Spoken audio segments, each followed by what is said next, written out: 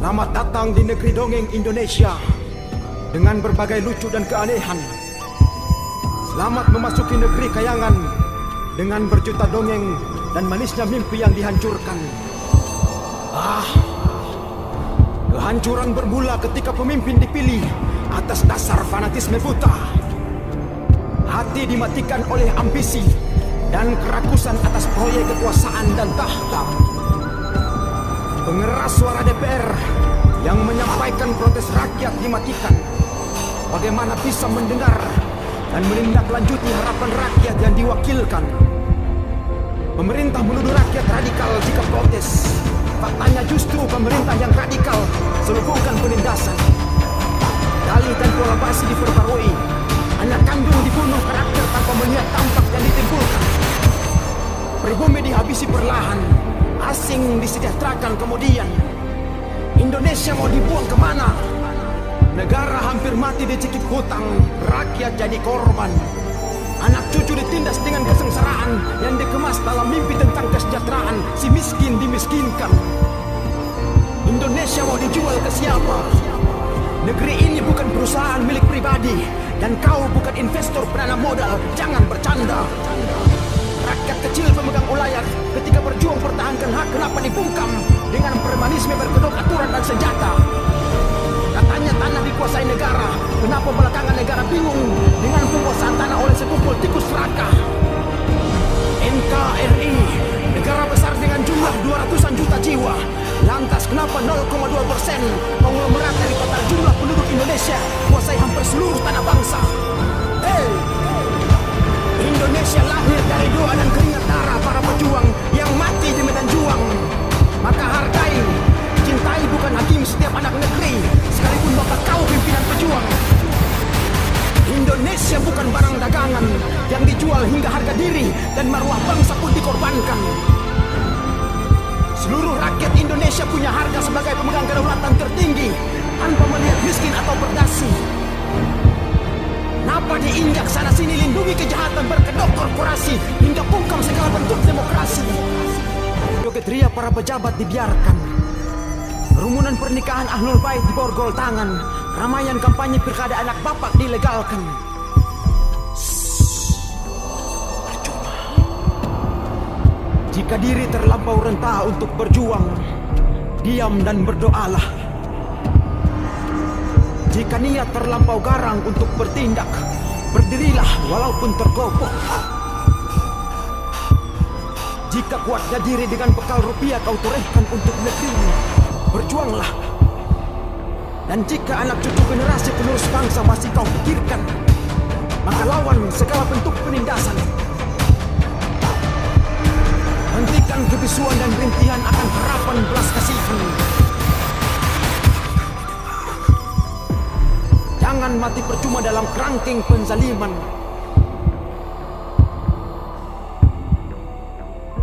Kepada seluruh petinggi negara dan pemangku kepentingan, berikut rakyat yang masih terjebak dalam ketidaksadaran. Segera berbenah, perbaiki segala bentuk kepincangan. Jika tetap dengan ritme yang ada, maka jangan salahkan jika kemudian Indonesia hanya tinggal sejarah dan kenangan. Assalamualaikum warahmatullahi wabarakatuh. Salam sejahtera bagi kita semua. Salam persatuan Indonesia, salam kebajikan. Puisi adalah bentuk dari kata hati yang terjadi di satu sisi yang ada di sekitar yang menjalani. Dan unggahan kali ini masih terkait dengan kejadian-kejadian yang khususnya ada di Rempang, Banten. Jadi saudara-saudara, sahabat-sahabat semua di seluruh penjuru Indonesia, Nusantara khususnya, ataupun yang ada di luar negeri, kejadian yang kemarin sampai hari ini pun masih berlanjut dari para orang-orang yang emang bahasa notabene ini rakyat Melayu khususnya itu bersatu, lepas dari atribut apapun itu bahasa rakyat Melayu itu. Nah, ini yang kejadian kita lihat dari kemarin, unggahan kemarin juga benar-benar yang tidak kita inginkan. Belum lagi nanti ada gejolak-gejolak yang di lain pulau Sumatera atau dimanapun lah. Paling tidak dari puisi yang tadi ada, kita bisa melihat dan merasakan. Kita nggak bisa membohongi rasa apa yang kita lihat, kita dengarkan seperti itu. Kasus ini baru diunggah lagi ataupun dimusyawarahkan lagi di pemerintahan pusat, iya kan? Kalau sudah terjadi kayak gini baru dimusyawarahkan lagi. Nah, paling tidak anehnya, ya bukan aneh sih kalau menurut saya, tapi pada umumnya kalau sudah terbentuk struktur dari atas dulu sampai penunjukan dan lain-lain dan belum sesuai atau enggak sesuai apa yang mereka inginkan, terus terjadi gejolak-gejolak seperti itu, baru dimusyawarahkan lagi kan gitu. Berarti posisinya kan belum matang, mestinya seperti itu. Oke. Kasus itu sudah lama banget kalau kita membaca dari ulasan-ulasan. Sekarang kan sudah pada keluar semua kenapa kasus di Rempang ini seperti ini. Jadi awal mulanya juga dari konglomerat atau orang kaya lah, seperti itu, yang menurut versi mereka ya itu bagus menurut mereka, tapi pelaksanaan di lapangan kan ternyata kurang bagus. Dan itu juga ada kaitannya sama korupsi, dan itu semua ada kaitannya sama politik. Nah, di sini kita lihat, jadi yang dari awal-awal kemarin saya kepengen banget melihat, kita lah paling tidak pengen melihat sebuah partai otomatis kan membutuhkan suara rakyat, otomatis kan mengusung suara rakyat untuk bagaimana menampung aspirasi dan menyampaikan aspirasi itu, dan supaya bisa terjalin, terbentuk, terlaksana apa yang menjadi unek-unek rakyat kan seperti itu. Nah, baru kali ini dari salah satu partai politik yaitu PKS. Bukan berarti ini saya orang PKS atau saya orang partai apa, bukan.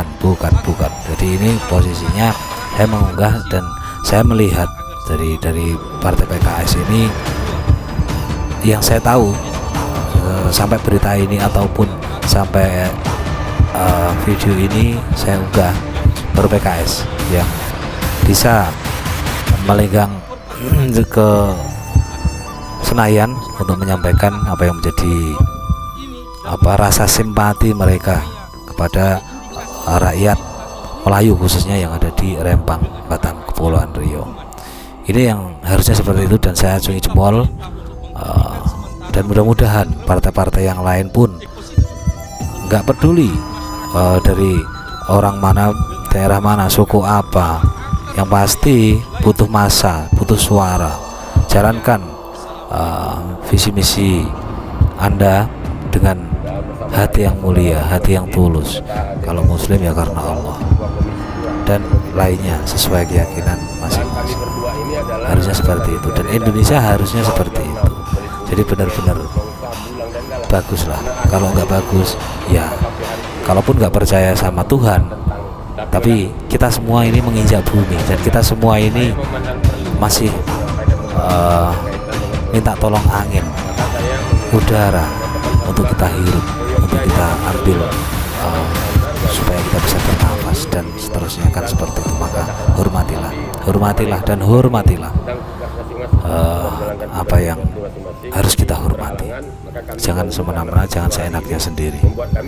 Dan unggahan kali ini pun saya mengutip dari bapak-bapak yang emang tahu betul kronologi cerita kejadian sampai hari ini seperti ini di sana. Jadi baru terkuak semua. Ya mudah-mudahan segera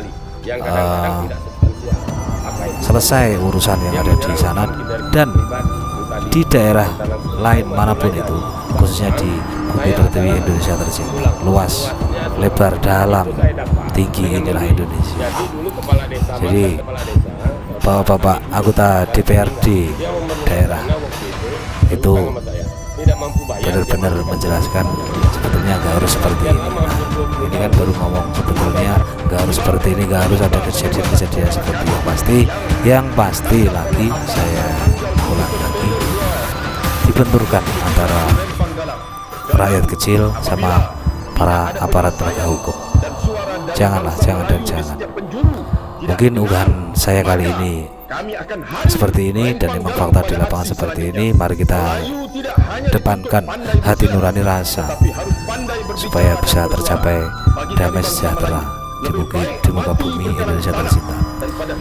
Maaf bila ada kata-kata saya yang salah atau kurang dirasakan nyaman. Sekian dari saya.